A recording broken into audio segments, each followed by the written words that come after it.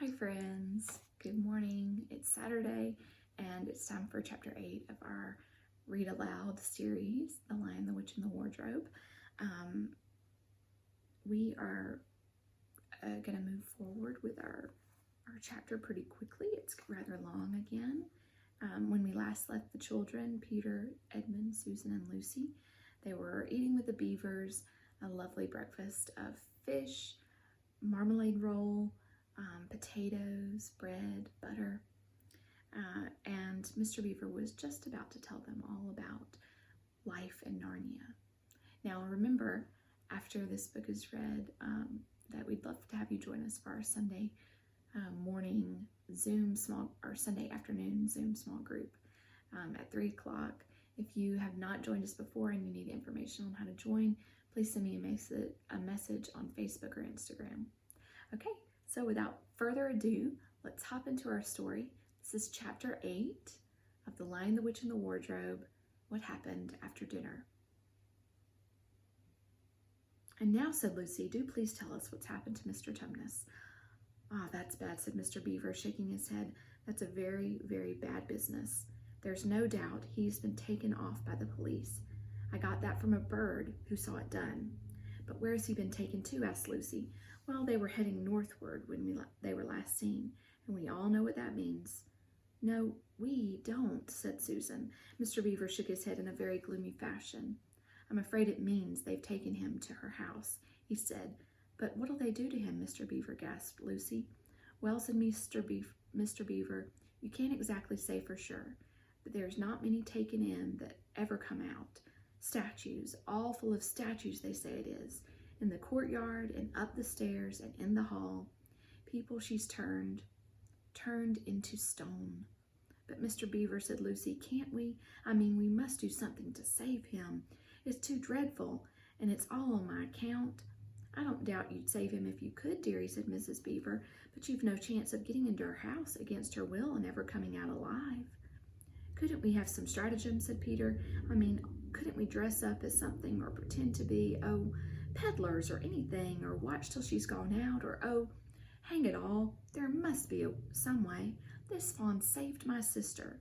At his own risk, Mr. Beaver, we can't just leave him to have that done to him. It's no good, son of Adam, said Mr. Beaver. No good your trying of all people, but now that Aslan is on the move. Oh yes, tell us about Aslan, said several voices at once. For once again, the strange feeling, like the first signs of spring, like good news, had come over them. Who is Aslan? Asked Susan. Aslan, said Mr. Beaver. Why, don't you know? He's the king.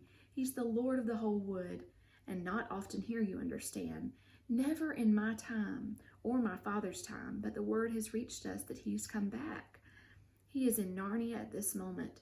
He'll settle the White Witch, all right. It is he, not you, that will save Mr. Tumnus. She won't turn him into stone too, said Edmund. Lord love you, son of Adam, what a simple thing to say, answered Mr. Beaver with a great laugh. Turn him into stone?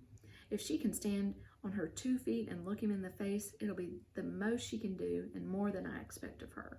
No. He'll put it all to rights, as it says in the old rhyme in these parts. Wrong will be right when Aslan comes in sight. At the sound of his roar, sorrows will be no more. When he bares his teeth, winter meets its death, and when he shakes his mane, we shall have spring again. You'll understand when you see him. But shall we see him? Asked Susan. Why, daughter of Eve, that's what I've brought you here for. I'm to lead you where you shall meet him, said Mr. Beaver. Is he a man? Asked Lucy. Aslan a man, said Mr. Beaver sternly. Certainly not.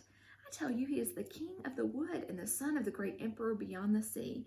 Don't you know who is the king of beasts? Aslan is a lion. The lion. The great lion.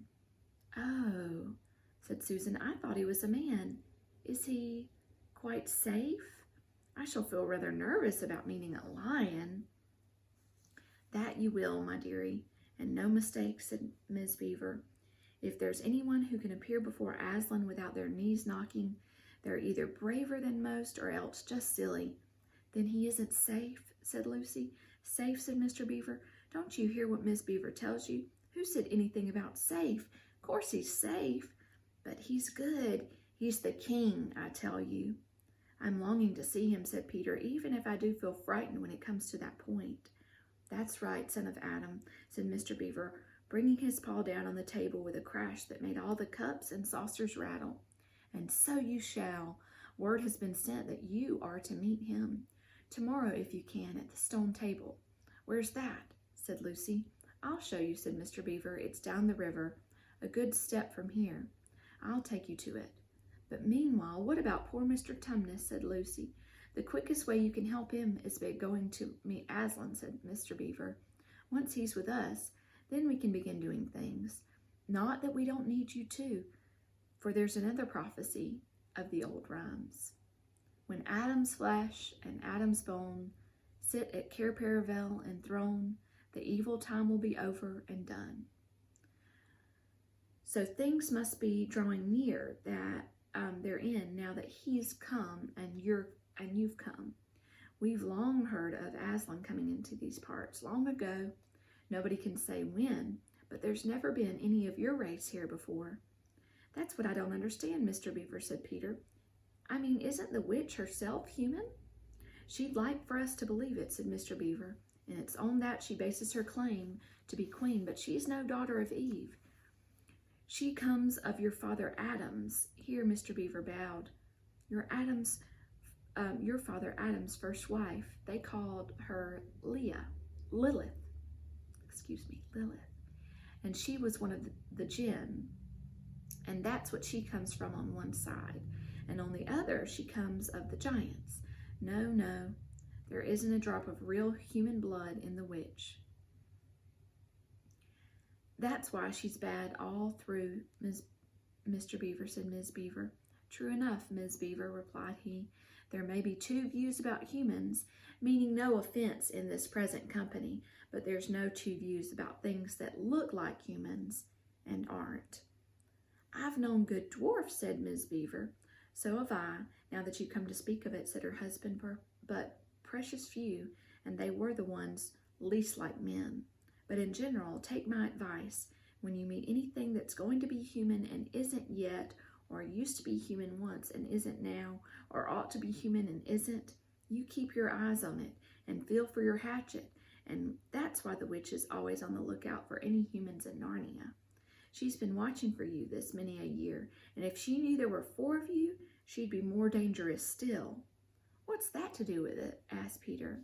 Because of another prophecy, said Mr. Beaver, down at Cair Paravel. That's the castle on the seacoast down at the mouth of the river, which ought to be the capital of the whole country, if all was as it should be. Down at Cair Paravel, there are 4 thrones, and it's a saying in Narnia, time out of mind, that when 2 sons of Adam and 2 daughters of Eve sit on those 4 thrones, then it will be the end not only of the White Witch's reign, but of her life. And that is why we have to be so cautious as we came along.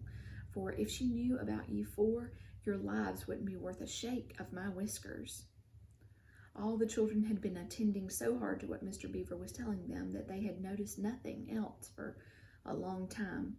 Then, during the moment of silence that followed his last remark, Lucy suddenly said, I say, where's Edmund?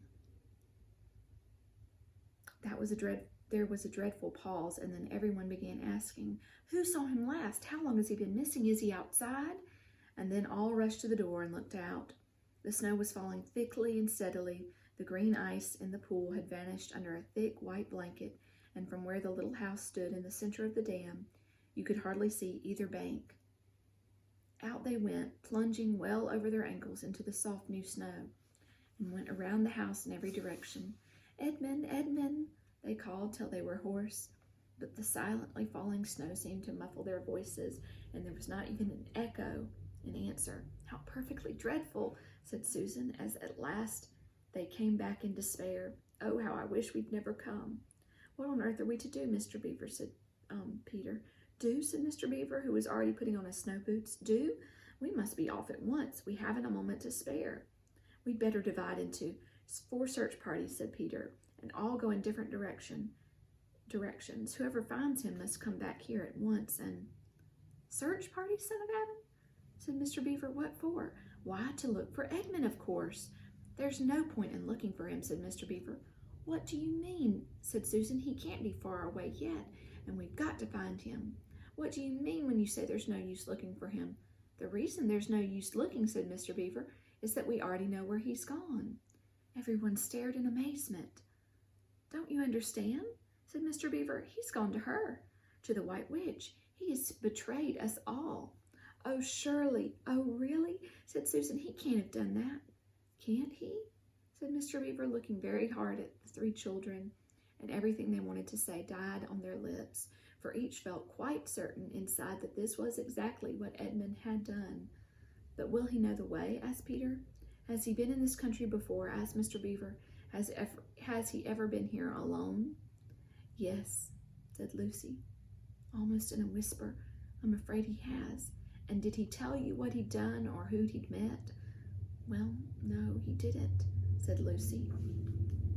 Then mark my words, said Mr. Beaver. He has already met the White Witch and joined her side and been told where she lives. I don't like to mention it before, he being your brother and all, but the moment I set eyes on that brother of yours, I said to myself, treacherous.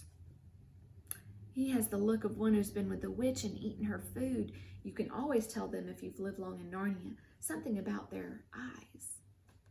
All the same, said Peter in a rather choking sort of voice, we'll still have to go and look for him. He is our brother after all, even if he is rather a little beast, and he's only a child.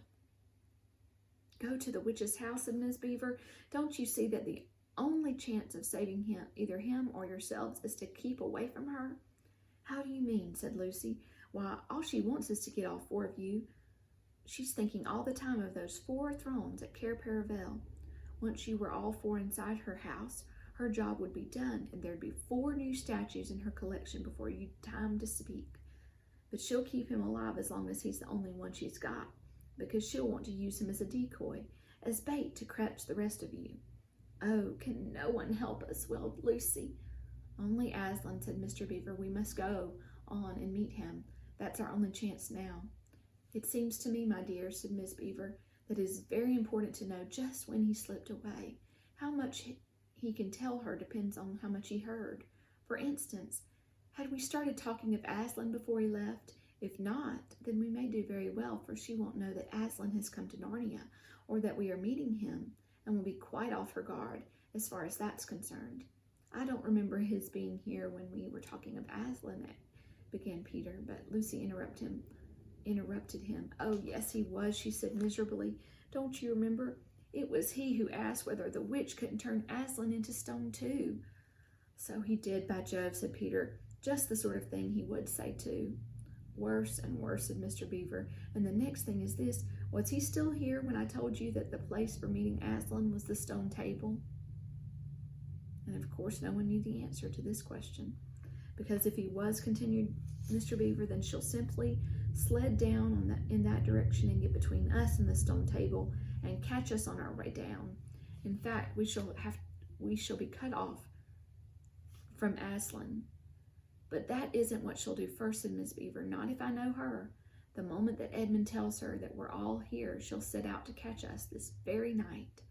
And if he's been gone about half an hour, she'll be here in about another 20 minutes. You're right, Mrs. Beaver, said her husband. We must all get away from here. There's not a moment to lose. And that's the end of chapter 8. Again, we'd love for you to come to our Sunday small group. It's at Sunday at 3 on Zoom. If you need help logging on, just send me an Instagram or Facebook message, and I'm happy to help you figure it out. Hope to see you then, even through a computer. It's great to see you guys because I miss you all. So please log on. We'll talk about the chapters, but we'll also be talking just about life and taking any prayer requests and just praying together. Hope to see you tomorrow. Bye.